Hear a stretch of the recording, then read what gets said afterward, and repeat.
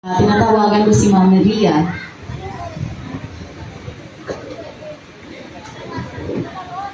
Okay, good morning po sa lahat. So, dito po kung may mga questions po, meron po kayong gustong linawin tungkol sa ating napag-meetingan, ito na po yung chance ng bawat isa na i-raise yung question po ninyo. Para maiwasan na rin po yung pagtatanong po natin sa GC, kaya rin po tayo gumawa po tayo ng pagpupulong na po ito. Okay, sino po kaya ang meron question tungkol sa paparating natin ng graduation? May clarification po ba? Malinaw na po ba ang lahat? Sigurado po ba kayo wala nang katanungan? Kasi balak po namin hindi po kami mag-entertain ng questions sa GC kasi we assume na naintindihan niyo na po during meeting. Yes po.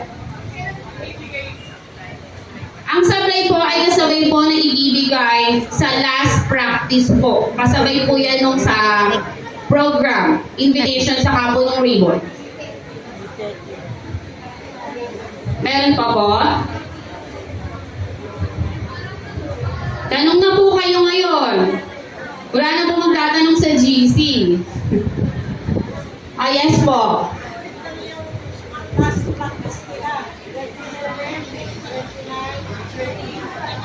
27, 29, 30. Hindi po. Dito po tayo sa San Marino. Sa South 1 po. Overcourt ko lang sa South 1. Diyan po tayo. Depende pa po yan sa magiging ilalabas na schedule po kung magkakaroon ng face-to-face or modular. Kasi depende po, minsan nag-a-announce po, minsan ang DepEd po. Ay, malapit sa barangay, di ba? Baka po magkaroon ng changes. Pagka nagkakaroon naman po kasi ng changes, automatically nag-message po ang advisor sa mga GC, kaya maging active po tayo sa GC, sa pag-check ng GC natin. Ano yun? Yes po. Laos, tsaka papalengke. May covered court din kasi.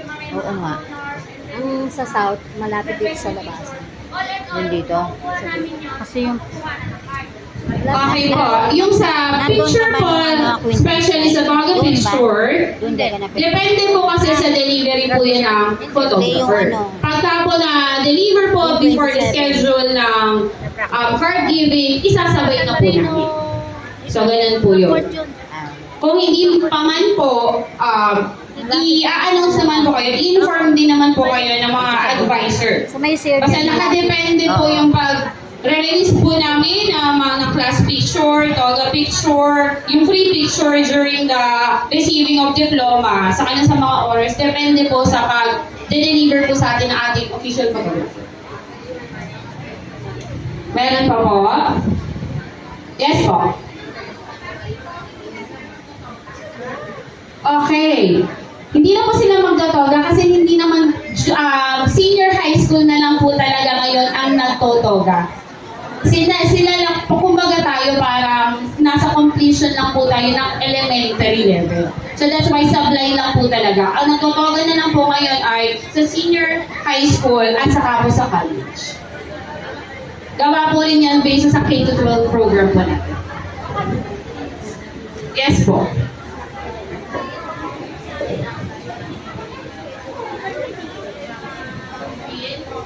Okay, regarding sa Compil, communion, as far as I know, sa mismong simbahan na po kayo makikiko-coordinate po.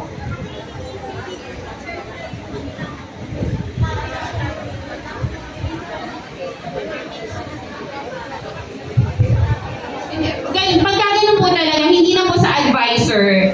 Ang communion po, ang Compil po ay sa mismong simbahan na po yan na concern. Kumbaga dito lang, nagkakandak lang po sila dito ng pag-aaral o nag-serve lang po sila dito, pero yung communion po at kumpil po natin ay sa may simbahan pa rin. So kung sa schedule po, sa requirements po regarding that, makiki-coordinate pa rin po kayo sa simbahan mismo. Sa kanila po talaga kayo didirect ng concern regarding that po.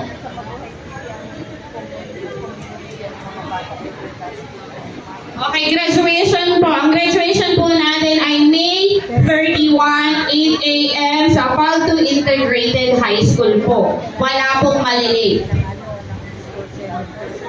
Yes po. 27, 29,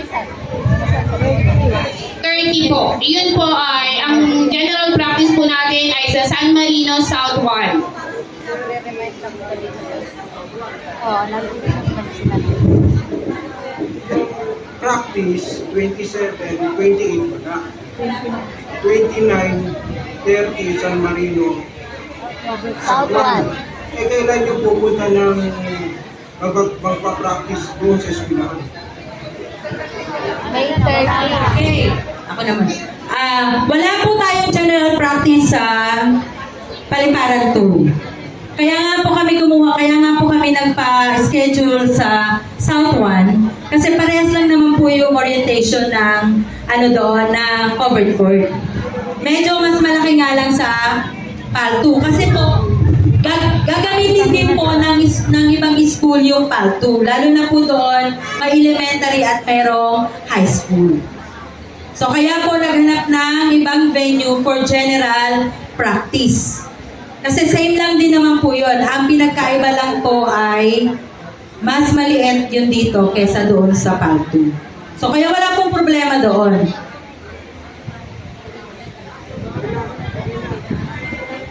Wala po. Bali, ang practice po natin, dito, at doon po na nabanggit kanina, dito by shift, By ship. shifting po tayo. Tapos, sa court, 27, 29, and 30, 6 to 10 lang po ha. Wala pong ibang shift. Lahat po yun, yung first, second, third, 6 to 10 lang po. Okay po. Okay na po. Diretso na po. Diretso na po doon. Wala na pong pupunta rito, diretso na po doon. Kasi kami diretso na rin doon.